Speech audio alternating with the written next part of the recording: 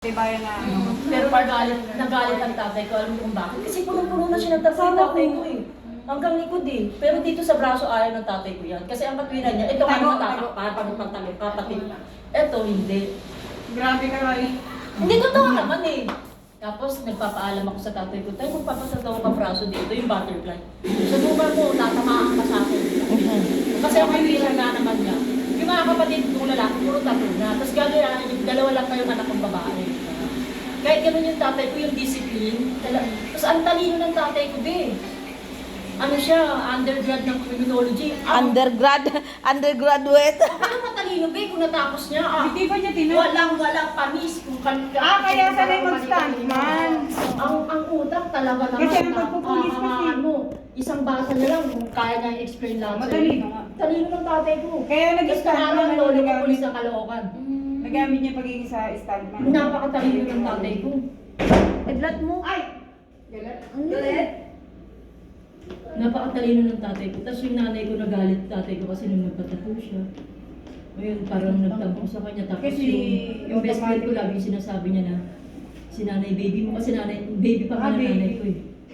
Blue lang kasi nga, di ba pag Oo nga. sa mga guardian, iniiba kasi di ba? Blue, ganyan. Yung baby hindi niya ginamit yun.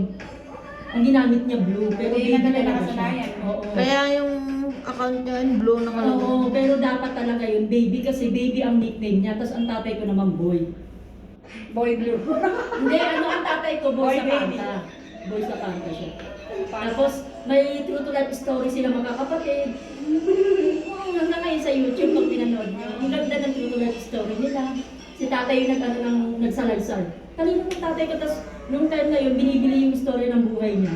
Pwede kasi yun. Pwede May ano nga siya yung notebook, bago siya mamatay, pinaiwan niya sa akin. Sana naman mo yung gano'n yung nagulong sila ng story. Maganda rin ako mag-handwriting. Tapos ano yung tatay ko sabi, nandito kasi ako sa Saudi ng time na yun, kaya hindi ako. Ilang taon tatay mo nung namatay? Ano, 66. Bata pa. Bata pa. Tapos ano, nung time na yun, video call lang kasi pandemic nung time na yun. Ay. Tapos yung amo ko, ang bait. Alam mo, nung nakita niya na umiiyak na ako, sumigaw na kasi talaga ako. Kasi yung mga kaibahay ko dun sa kabahan. Binalitaan Ate Rosella, wala na si tatay mo. Parang na siya. Kung galing ka pa bakasyon, Jordan eh. Parang Wow, Jordan. yun agad yung surprise. Iwan ko nang sa nalabanan ko ng amo ko sa kwarto. Sabi ko sa'yo. Pero pinawi ka. Sabi niya, Rose, naunawaan kita. Alam mo ba, import bumili niya sa akin dito. Sabi niya, naunawaan kita. I know your feelings about your family. Kasi malungkot na ako. Pero pagka-living, balik ka naman agad. Be, sabi ko sa'yo, pagdating ko, walang pahinga-pahinga, dinala ko kaagad siya. Habulgul talaga ako sa akin. Siyempre, gano'n naman talaga. Sabi ko, ang daya mo. Sabi ko, ang daya mo, iniwan mo ko. Dahil inintay mo lang ako ng ano ganito.